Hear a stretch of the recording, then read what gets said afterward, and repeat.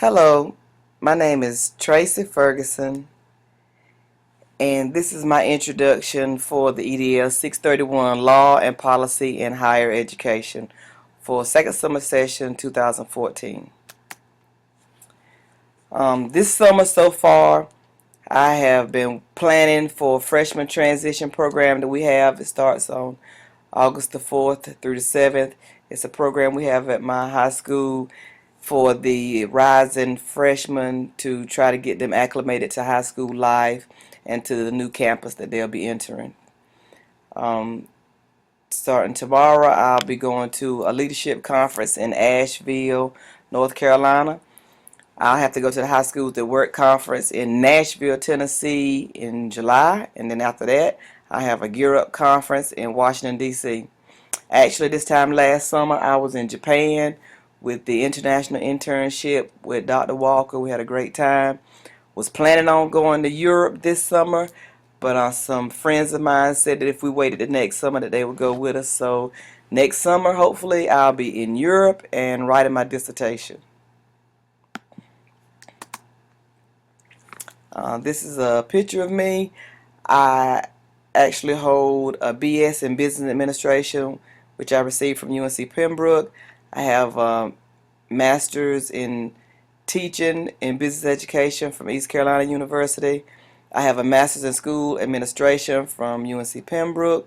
This is my 19th year in working for the public school system. I started out in Hoke County Schools, had a stint in Scotland County, and now I am in Robinson County, currently working as the Freshman Academy Coordinator.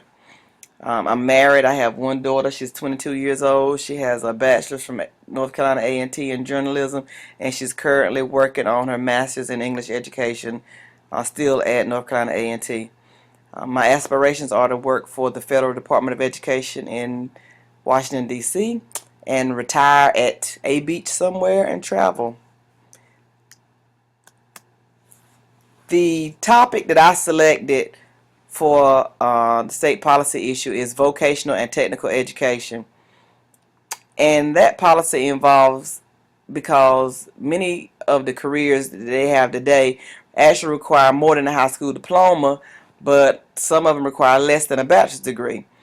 And a lot of the topics with the colleges and the law policy policymakers are addressing have to do with this topic and this issue, and they've realized it, so they're doing things now to try to attempt to address it. The reason the issue is relevant to me is because I actually have a background working at the alternative school. I worked there for years as a business education teacher, and I dealt with at-risk students all the time, and they really have problems with their career choices because a lot of times they have criminal records, or their grades aren't good enough to get in college, or they don't have the funds to go to college for like four-year universities. So they really need another option, and they may not even be interested in going to a four-year college.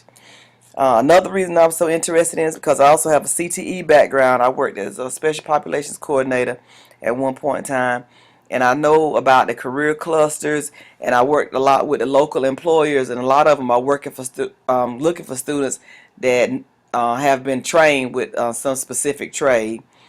And right now, in my current position as Freshman Academy Coordinator, I deal with freshmen struggling trying to figure out what it is that they're going to want to do in their future. And just four-year college and universities are not in a lot of these students' future.